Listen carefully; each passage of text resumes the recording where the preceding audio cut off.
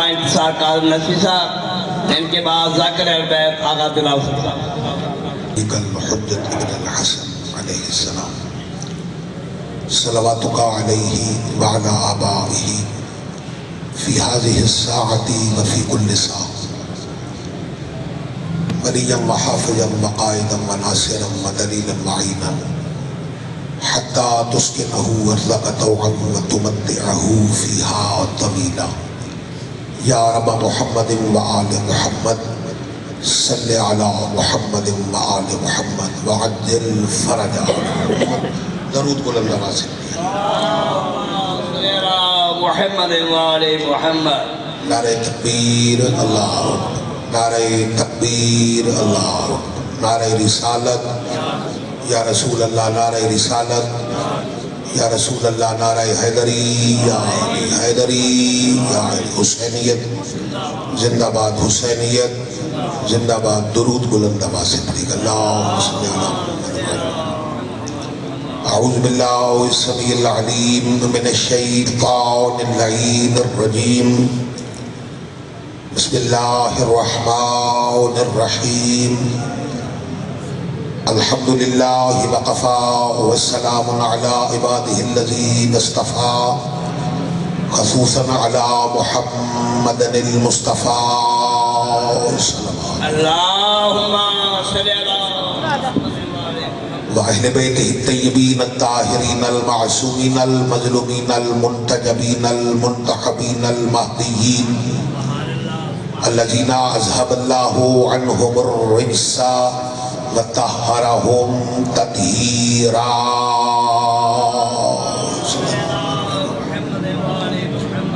ولعنة الدائمة على أعدائهم أجمعين من الآن إلى قيام يوم الدين، اما بعد فقد قال رسول اللہ صلی اللہ علیہ وآلہ وسلم انا لقتل الحسین حرارۃ فی قلوب المؤمنین لا تبرد ابدا حتی ینتقموا۔ صلوات بلند آواز سے نعرہ تکبیر، نعرہ رسالت، یا رسول کل ایمان نعرہ مقاتل میں سے ایک بڑی معروف حدیث میں نے تلاوت کی ہے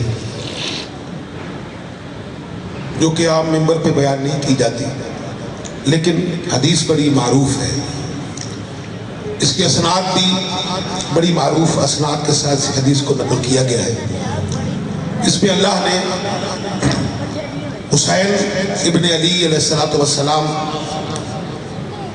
کہ ماننے والوں کی عزت کو بیان کیا ہے اور ان کی قلوب کی تعریف اللہ نے کی ہے۔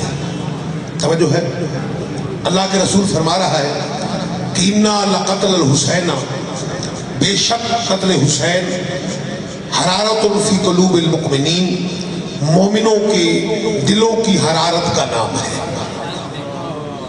لا تبرد، اور یہ کبھی بجھے گی نہیں، حتی ینتقموا، یہاں تک کہ اس قتل کا انتقام نہ ہو جائے۔ توجہ ہے، پتہ چلا کہ کریم کربلا کی عزت اور کریم کربلا کے ماننے والوں کی عزت یہ ہے کہ رسول نے ان بندوں کو، ان کے قلوب کو روشن کیا اور روشن بتایا ہے کہ جن کے دل میں حسین ابن علی کی محبت جاگتی ہے۔ جو ہے نا تینوں میں سے بھی شہداء کا، اور میں چاہوں گا کہ اسی موضوع کو سامنے رکھوں۔ کریم کربلا کی عزت ہے اور کریم کربلا کے صدقے سے سب کھا رہے ہیں، اسی کی وجہ سے یہ نظام کائنات چل رہا ہے۔ اور قربانی حسین ابن علی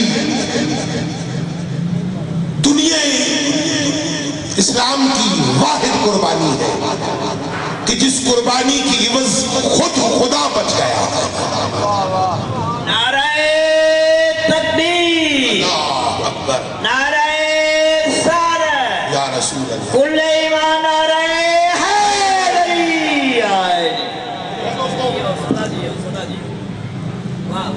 حسین ابن علی کا قتل مومنوں کی دلوں کی حرارت ہے۔ مومنوں کی دلوں کی حرارت ہے. اور اس حرارت کی وجہ کیا ہے؟ مومنوں کے قلوب میں حرارت کیوں پیدا ہوتی ہے؟ اس کی وجہ یہ ہے کہ حرکت اور حرارت اس شے میں ہوتی ہے جو زندہ ہوتا ہے. توجہ ہے، جو زندہ ہوتا ہے. مردہ میں حرارت نہیں پائی جاتی. زندگی حرارت کے ساتھ ہے. اور جب بندہ مر جاتا ہے تو اس پہ حرارت ختم ہو جاتی ہے. جو ہے یہ روتے ہیں ہم عزاداری مجرم کربلا میں. یہ رونا کیا ہے؟ یہ رونے کو اللہ نے عادت نہیں بنایا، رونے کو اللہ نے فطرت بنایا. جو ہے نا، رونے کو عادت نہیں بنایا گیا، رونے کو فطرت بنایا گیا. اور قرآن میں اللہ نے کہا کہ کثرت کے ساتھ رویا کرو، کثرت کے ساتھ رویا کرو. اور کیوں کہا؟ اس لیے کہ رونا زندگی ہے، چپ کر جانا موت ہے. توجہ ہے نا، رونا زندگی ہے، چپ کر جانا موت ہے. مثال کے طور پہ جب دنیا میں بچہ پیدا ہوتا ہے تو جب وہ دنیا میں آ جاتا ہے تو اسے اس وقت جو اس کے قریب ہوتی بیٹھی عورت ہے وہ اسے تھپکی دیتی ہے. کیوں؟ اس لیے کہ وہ تھپکی دے کے بتانا چاہتی ہے کہ بچہ زندہ ہے یا مردہ. جب وہ روتا ہے تو پتہ چل جاتا ہے کہ زندہ ہے. اور پتہ چلا کہ رونا موت نہیں ہے، رونا زندگی ہے.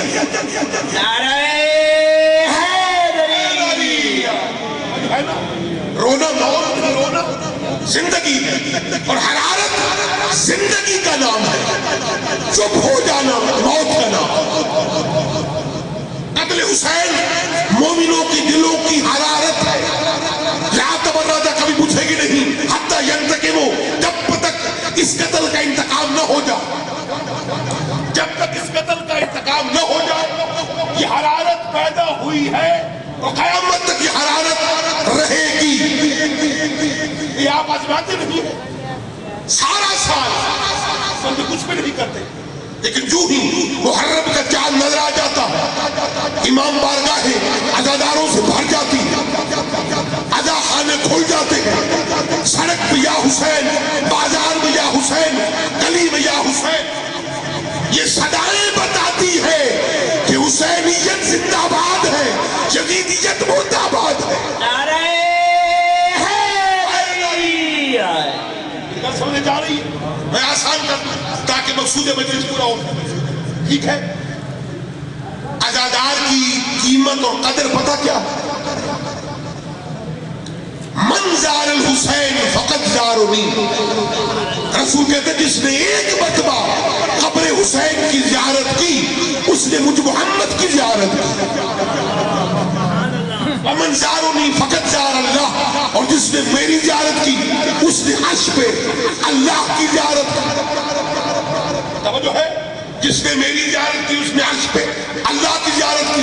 اور توجہ کیجئے گا، عزادار حسین کا مقام یہ ہے کہ جو عزادار بن کر صف عزا پہ بیٹھ جاتا ہے، معصومت جب تک بیٹھا رہتا ہے اللہ اس کی زندگی کے گناہ معاف کرتا ہے، اس کی نیکیوں میں اضافہ کرتا جا رہا ہے.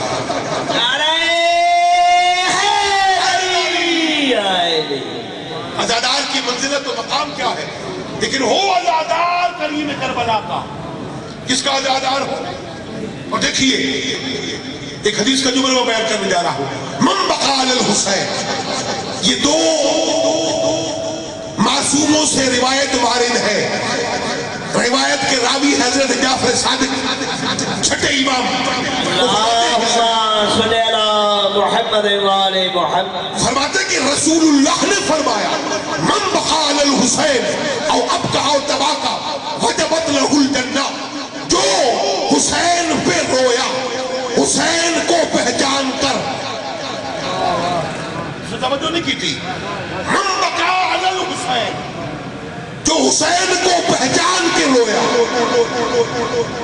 ہر رونے والا نہیں بخشا جائے گا، ہر رونے والے کو جنت نہیں ہے. علی الحسین، جو حسین کو پہچان کے رویا. میں اس کی تعریف کر دوں تاکہ مقصد پورا ہو سکے. بندے یہ نہ سمجھے کہ مولانا نے کیا بیان کر دیا. ہم نے تو آج سے پہلے یہ سنا تھا کہ جو بھی رو پڑا وہ جنتی ہے, اس پہ جنت واجب ہے. علی الحسین, یہ جو علی الحسین پہ الحسین پہ الف لام ہے, یہ الف لام معرفے کا ہے, اور معرفے کا معنی ہے پہچاننا. یعنی جو حسین کو پہچان کے رویا کہ حسین واقعا مظلوم ہے, اب کا اور تباہ کا رویا, یہ رونے کی شکل بنائی, وجبت لہ الجنہ, اس پہ جنت واجب ہو جائے, اس پہ جنت واجب ہو جائے. جو حسین ابن علی کو پہچان کر رویا, اور توجہ کیجئے گا, عزاداری واحد عبادت ہے کہ جس میں تسنع بھی جائز ہے, بناوٹ بھی جائز ہے. الگ الگ ہے, مجھے کوئی بناوٹ عبادت پسند نہیں. اگر تو نے نماز پڑھی ہے اور بناوٹی ہے, تیرے منہ پہ باری جائے. اور اگر تو نے روزہ رکھا بناوٹ کے طور پہ, قبول نہیں ہوگا. حج بناوٹ کے طور پہ قبول نہیں ہوگا. لیکن عزاداری حسین کیا ہے؟ او تباقا, جس نے رلایا, جس نے رونے کی شکل بنائی, وجبت لہ الجنہ, جس نے بناوٹ کی اس پر بھی جنت واجب ہے. توجہ نہیں کر رہے, جس نے بناوٹ کی اس پر بھی جنت واجب ہے. یہ بناوٹ کی کیوں جاتی ہے؟ بناوٹ کرنے کا مقصد یہ ہے تاکہ جو عزادار یا حسین کرتا ہے, بازار میں کرتا ہے, لوگوں کو پتا چل جائے کہ یہ ماتم کس کو کر رہا ہے, کس کا کر رہا ہے. نعرہ حیدری. اس لیے تسنع بھی جائز ہے. بناوٹ کرنے والے پہ جنت واجب ہے, تسنع کرے اس پر بھی جنت واجب ہے. لیکن وہ جو حسین کو پہچان کر حسین پہ رویا, کہتے ہوئے آکے نہیں, گل سمجھ آئی, جو پہچان کر رویا حسین کو, معرفت حسین رکھ کے رویا, اس پر جنت واجب ہے. رونے کی شکل بنائی, جنت واجب ہے. رلایا, جنت واجب ہے. تو پھر کریم کربلا کتنا کریم ہے. اور دیکھیے کریم کربلا کا کرم کیا ہے کہ رسول نے فرمایا کہ ان الحسین مصباح الہدی و سفینۃ النجات. میرا حسین ہدایت کا چراغ ہے, کشتی نجات ہے. اب جسے ہدایت چاہیے اسے بھی حسین کے پاس آنا پڑے گا, اور جسے نجات چاہیے اسے بھی حسین کے پاس آنا پڑے گا.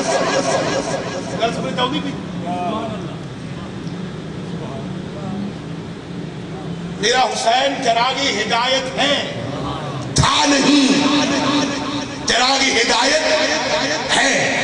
اور چراغ ہدایت کا ہونا اس بات کی دلیل ہے کہ اللہ نے کوئی زمانہ بغیر ہادی کے چھوڑا بھی نہیں ہے. سمجھو ہے, اور اس کے ساتھ بھی ایک ہادی موجود ہے جو حسین کا بیٹا ہے, حسین جیسا ہے. سمجھو ہے, میرا حسین چراغ ہدایت ہے, کشتی نجات ہے. اور توجہ کیجئے گا, روشنی کی اہمیت کا پتہ اس وقت چلتا ہے جب اندھیرا ہو جاتا ہے. نعرہ حیدری. چراغ کی اہمیت کا پتہ کب چلتا ہے؟ جب اندھیرا ہو جائے, پھر چراغ روشن کیا جائے تو پھر پتہ چلتا ہے کہ چراغ کی اہمیت کیا ہے. حسین عام چراغ نہیں ہے, حسین چراغ ہدایت ہے. حسین نے ہدایت کا ایسا چراغ کربلا میں روشن کیا کہ قیامت تک وہ چراغ بجھ نہیں سکتا. ایسا ہدایت کا چراغ میرے حسین نے روشن کیا تو قیامت تک جس کی روشنی, جس کا نور ہدایت جاری رکھے ہوئے ہے, قیامت تک یہ ہدایت جاری رہے گی. توجہ کیجئے گا, ایک جملہ میں آپ کی پیش نظر کرنے جا رہا ہوں. اہل سنت کے بہت بڑے عالم دین, اور وہ مفکر بھی ہے اور پیر بھی ہے. ان کا لقب ہے مجدد علف ثانی. کیا لقب ہے؟ مجدد علف ثانی. اور نام ہے احمد سرہندی. وہ اپنی کتاب مکتوبات سرہندیہ میں لکھتے ہیں کہ اللہ نے زمین پہ 2 قسم کے ہادی بھیجے ہیں. ایک ہادی رستہ بتانے آیا، دوسرا منزل تک پہنچانے آیا۔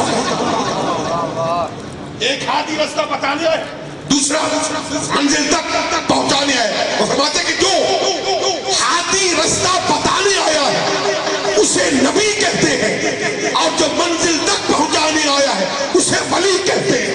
نعرہ ولایت، نعرہ حیدری۔ جو رستہ بتانے آئے اسے نبی کہتے ہیں، اور جو منزل تک پہنچانے آئے اسے ولی کہتے ہیں۔ فرماتے کہ نبوت ہرا میں احطہ صفات، ولایت صفت سوء ذات۔ فرماتے کہ اللہ کی صفات کا آہستہ آہستہ اس زمین پہ ظاہر ہونا یہ نبوت ہے۔ ولایت صفت سوء ذات، اور ولایت وہ صفت ہے جو ڈائریکٹ ذات سے ملا دیتی ہے۔ توجہ کی نہیں گئی؟ نبوت صفات الہیہ کا زمین پہ ظاہر ہونا، ولایت ڈائریکٹ ذات سے ملا دیتی۔ وہ لکھتے کہ ایک ہادی رستہ بتانے آیا، دوسرا ہادی توجہ رکھے گا منزل تک پہنچانے آیا۔ فرماتے کہ جو رستہ بتانے آیا ہے وہ نبی ہے، جو منزل تک پہنچانے آیا وہ ولی ہے۔ نبی رستہ بتانے آئے، ولی منزل تک پہنچانے آئے۔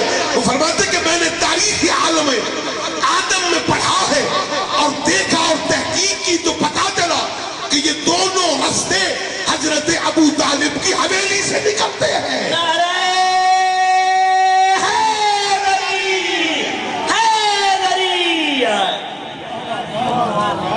یہ دونوں رستے حضرت ابو طالب کی حویلی سے نکلتے ہیں۔ نبوت بھی ابو طالب کی حویلی سے، ولایت بھی ابو طالب کی حویلی سے۔ اسی لیے شجرہ حسین اتنا پاک ہے، اتنا طاہر ہے کہ اس شجرے سے کوئی نجس ہوا نہیں، اور دشمن حسین کا شجرہ اتنا نجس ہے کہ اس شجرے میں کوئی پاک ہوا ہی نہیں ہے۔ جو ہے دو شجرے بنائے ہیں اللہ نے، شجرہ طیبہ اور شجرہ خبیثہ۔ شجرہ حسینی پاک و طاہر شجرہ ہے۔ اور میں ایک جملہ آپ کی سماعت کو نظر کرنے جا رہا ہوں۔ نبی کا کام ہے رستہ دکھانا، ولی کا کام ہے منزل تک پہنچا دینا۔ عاشور کی شب دیکھیے، غریب زہرا نے جب روشن چراغ گل کیا اور کہا کہ کوئی جانا چاہتا ہے تو چلا جائے، توجہ میرے پاس رکھیے گا، کوئی جانا چاہتا ہے تو چلا جائے۔ جب دوبارہ روشن کیا تو جو روشن تھے وہ روشن ہی رہے، جو روشن چراغ بن کے آئے تھے وہ روشن ہی رہے۔ حسین فرماتے گئے نہیں، اب مولا کہاں جاتے؟ آپ کو چھوڑ کر کہاں جاتے؟ ہم تو جنت کے دروازے پہ کھڑے ہیں۔ تو اس کا مطلب ہے کہ ہم آپ کو چھوڑ کے جنت سے نکل جائیں گے؟ نہیں جائیں گے، کٹ جائیں گے، ہم قربان ہو جائیں گے آپ پہ، جائیں گے نہیں۔ جب انہوں نے کہا کہ نہیں جائیں گے، حسین فرماتے آؤ دیکھو حبیب، وہ دیکھ جنت میں تیرا گھر ہے، زہیر وہ تیرا گھر ہے۔ کریم کربلا نے سب ماننے والوں کو زمین کربلا پر بیٹھ کر اپنی منزل دکھا کے بتا دیا کہ ولی اسے کہتے ہیں جو زمین پر بیٹھ کر منزل پہنچا دے، زمین پر بیٹھ کے منزل تک پہنچا دے، اسے ولی کہتے ہیں۔ حسین نے کربلا کی زمین پر بیٹھ کے اپنے رفقا کو منزل دکھا دی کہ یہ تیرا گھر ہے، یہ تیرا گھر ہے، یہ تیرا گھر ہے۔ اور اسی لیے حسین جنت کا سردار ہے۔ سردار وہ ہوتا ہے جسے اپنی جاگیر کا پتہ ہو۔ توجہ نہیں کر رہے؟ سردار ہوتا ہے جسے اپنی جاگیر کا پتہ ہو، اپنی جاگیر کا تعلیم ہو کہ میری جاگیر کتنی ہے، اور جب چاہے جیسے چاہے تقسیم کر سکتا۔ اس لیے شافعی معاشر نے کہا ہے حسین ابن علی کو، وعلیکم السلام یا شافع امتی، اے میری امت کی شفاعت کرنے والے حسین۔ شافعی معاشر نے کہا حسین میری امت کی شفاعت کرنے والا تو ہے۔ ملکیت اللہ بھی رکھتا ہے، ملکیت رسول بھی رکھتے ہیں، اور ملکیت حسین بھی رکھتا ہے۔ اور یہ مالک یوم الدین قیامت کے دن فیصلہ کرے گا، مالک یوم الدین، کہ کیا کس نے کیا ہے۔ انشاءاللہ میرے کو موقع ملا تو تفصیل کے ساتھ بیان کروں گا۔ حسین ابن علی کی عزت و توقیر ہم بیان نہیں کر پاتے، اور نہ ہماری یہ بساط ہے کہ ہم ان کی کما حق کو ہم تعریف کر سکیں۔ ہم تو وہ جملے آپ کے سامنے بیان کرتے ہیں جن کی توفیق ہمیں مالک نے عطا کی۔ قریب کربلا سے بڑا کریم کائنات میں نہ کوئی تھا اور نہ ہو سکتا ہے۔ کریم اتنا بڑا ہے کہ وہی تھا جس نے حسین کے گھوڑے کی لجام کو پکڑا تھا، اور اتنا کریم کہ جب در پہ آیا تو اسی وقت معاف کر دیا۔ جسے کوئی شفا نہیں دے سکتا تھا اس فطرت کو حسین کے جھولے نے شفا دی۔ جسے کوئی معاف نہیں کرتا اسے حسین ضرور معاف کر دیتا ہے۔ اس لیے ہم کہتے ہیں جب صف عذاب بچ جائے تو ضرور آیا کرو، اس صف پہ بیٹھ کے گناہ معاف ہوتے ہیں، شفا ملتی ہے۔ معصوم فرماتے کہ بیمار اگر صف عذاب پہ بیٹھ جائے نا، اونچی اونچی سانس لے، جتنے زیادہ سانس لیں گے اتنی زیادہ شفا ملتی چلی جائے گی۔ کیوں؟ اس لیے کہ جس حسین کی تربت میں شفا ہے، کیا اس کے ذکر میں شفا نہیں ہو سکتی؟ بندہ بیمار ہو نا تو معصوم فرماتے کہ بیماری نہ جاتی ہو تو حسین کی تربت کی مٹی اس کے منہ میں ڈالو، شفا ہو جائے گی۔ جس کی تربت کی مٹی اتنی شفا یاب ہے، اس کا ذکر کتنا شفا یاب ہوگا۔ صرف بات اپنے اپنے عقیدے کی ہے، اپنے اپنے تصور کی ہے کہ کوئی کسی کیا مانتا ہے۔ مجھے عزت حسین ابن علی کی قسم ہے، جیسے ہم نے حسین کو مانا ہے، ہمارا یہ دعویٰ ہے کہ کریم کربلا کو ایسے کوئی نہیں مان سکتا، کیونکہ ہماری عزاداری، ہمارا ماتم، ہماری جلوس اس بات کی دلیل ہے کہ ہم کل بھی حسین کے ساتھ تھے، ہم آج بھی حسین کے ساتھ ہیں، اور ہم قیامت تک حسین کے ساتھ رہیں گے۔ یہی دعویٰ ہونا چاہیے، محبت کا تقاضا بھی یہی ہے۔ آج 22 صفر ہے، کچھ دن گزرے ہیں زہرا کے گھر کو لٹے ہوئے۔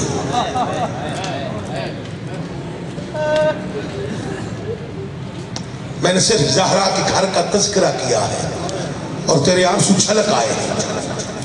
یہ آنسو دلیل ہے اس بات کی کہ تیرے دل میں کوئی ایسی بات ہے، اور یہ قتل حسین کی حرارت ہے کہ میں نے صرف زہرا کے گھر کے لٹنے کا تذکرہ کیا ہے۔ آنسو چھلک کے آ گئے ہیں۔ یہ آنسو دلیل ہے اس بات کی کہ اس دل میں حسین کی محبت جاگ رہی ہے۔ کربلا کے بعد مسلمانوں نے اتنا علی کے بیٹوں کو نہیں مارا جتنا علی کی بیٹیوں پہ ظلم کیا ہے۔ کربلا کی جب 11 محرم کو قافلہ تیار ہو کے چلنے لگا تھا نا، ایک ملعون جس کی ابن زیاد نے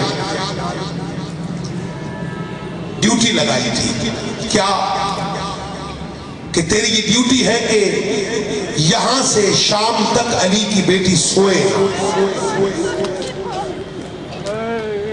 حارث بن نوفل اس کا نام ہے، اور یہ وہ ملعون ہے جس پہ سید سجاد نے دعائے قنوت پہ لعنت کی۔ یہ وہ ملعون ہے جس نے علی کی بیٹی کو 40 دن اور 40 راتیں سونے نہیں دیا۔ آئے کر کے دیکھو، جب یہ مشورہ کر رہے تھے قریب حسین کی 4 سال کی یتیمہ سن رہی تھی۔ یہ قافلہ چلتا چلتا چلتا لٹا ہوا قافلہ ایک بازار ایک شہر کے باہر آ کے بیٹھا. شہر کے باہر قافلہ اتارا گیا نا عزادارو.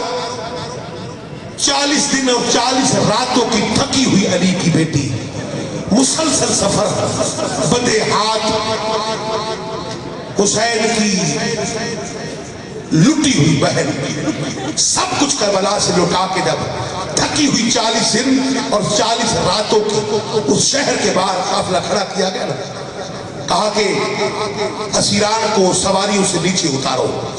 اسیر اترے, سواریوں سے نیچے. علی کی بیٹی تھکی ہوئی ایک درخت کی اوڑ کے ساتھ بیٹھ کے. عزادارو اس ظالم نے دیکھا کہ علی کی بیٹی بیٹھ گئی ہے. اس ظالم نے کہا کہ دیکھ, تجھے تیری ڈیوٹی تھی کہ تو علی کی بیٹی کو سونے نہیں دے گا, توجہ کر کہیں سو نہ جائے. تھکی ہوئی علی کی بیٹی سو گئی. یہ ظالم تازیانہ لے کے دوڑا. قریب یہ منظر جناب سکینہ دیکھ رہی تھی. حسین کی 4 سال کی یتیمہ دوڑتی اس کے ساتھ آئی کہ میں پہلے پہنچ کے اپنی کھپھی کو بتا دوں کہ کھپھی اماں جاگ جا, یہ ظالم تازیانہ لے کے تیری طرف آ رہا ہے. لیکن سکینہ کے قدم چھوٹے تھے, اس ظالم کے قدم بڑے تھے. یہ جلدی پہنچا, اس نے وار کیا. علی کی بیٹی کا سر زخمی ہوا. عزادارو آئے نکلی اور ہاتھ کا پیالہ نیچے بنایا. علی کی بیٹی کا خون جب ہاتھوں پہ آئے نا عزادارو, علی کی بیٹی اٹھی ہے. اس تازیانے اس کے نیچے کی, اس نیزے کے نیچے گئی ہے جس نیزے پہ عباس کا سر تھا.